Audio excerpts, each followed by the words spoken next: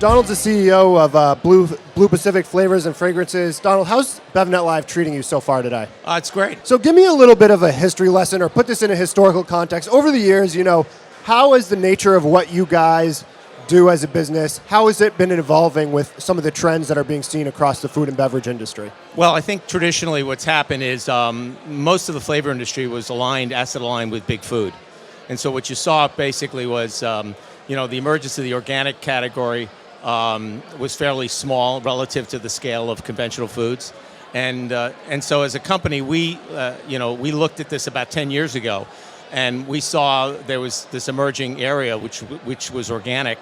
And we felt that it was an important area because we felt that eventually consumers would want to know what's in their food. And I think because we were fairly early adopters to that overall mindset, we were fairly well established in the asset alignment to organic. And today, of course, big food has suffered. They've lost almost 4% share. And you're seeing a lot of acquisitions in the area to try to gain market share in organic space and natural non-GMO products or gluten-free products. So in general, we find that our business has done well in this time because we focused on that what was really more of a boutique industry, and today it's becoming much more, I think, a mainstay for the beverage industry is simple labeling, transparency, and products that have a real sense of authenticity. Totally. What are some of the flavor trends in beverage categories that you're seeing right now? Well, I mean, it depends on the category, but obviously, I think the key word is simple, clean label. But I think one of the challenges of that actually is really how do you differentiate your product? Most people will look at brand as a part of the storytelling. But in the end, I mean, when you're competing in a shelf space that has a significant large players that have greater capital, greater ability to buy market share, or even potentially supply chain in a lot of instances, when you're dealing with fresh juices or vegetable products, it's hard for a startup beverage company to compete. So I think flavor has a real important role in that, and making products really taste unique and different.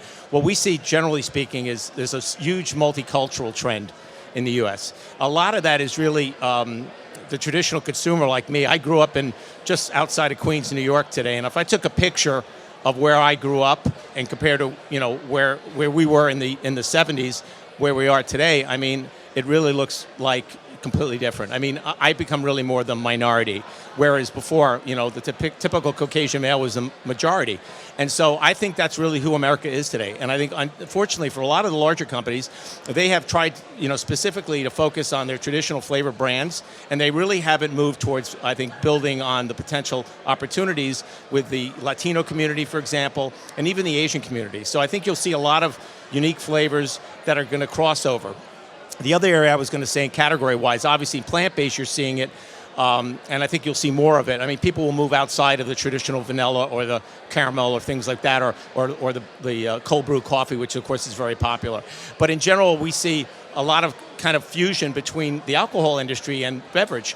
Really, what happened is like the alcohol guys are actually looking for real fruit and authenticity stories, and the beverage guys are looking for whiskey and kind of oak type profiles that are really more layered type, in complex type notes that they can add to traditional beverages. So I think it's a very interesting time right now, very dynamic. That's super interesting. And what about like certifications that brands are looking for, like organic or fair trade? What are some of just like the certifications that are trending right now across beverage? Well, we were early in the Project Verified Non-GMO. We actually went out and got a lot of our products done, and we found that a lot of our customers really like that. But I think in general, non-GMO is still very, very big. The category is huge. I think it's over $2 billion in food. And of course, the biggest thing that we see right now is organic. We see a lot of the larger companies trying to get into the space. It's kind of like they woke up one day and said, oh my God, we're losing market share and we need to get into organic. The problem for them is that they don't have the asset alignment with their supply chain. So that makes it very, very difficult. And let's face it, it's not that easy to find organic raw materials. It's a lot easier than it was, but it still takes time. So I think in general, the organic certification is really going to be vital. So a lot of the companies, and particularly the smaller companies, they've got to find co-packers. Since they don't have the money to build their own facilities, they've got to utilize the co-packing facility systems, and hopefully those are NOP approved, organic certified facilities if they're going organic, for example. Awesome. Well, Donald, I really appreciate you coming and gracing the stage for a little bit. My pleasure. All right. Yeah, nice to see you. Likewise. Take care.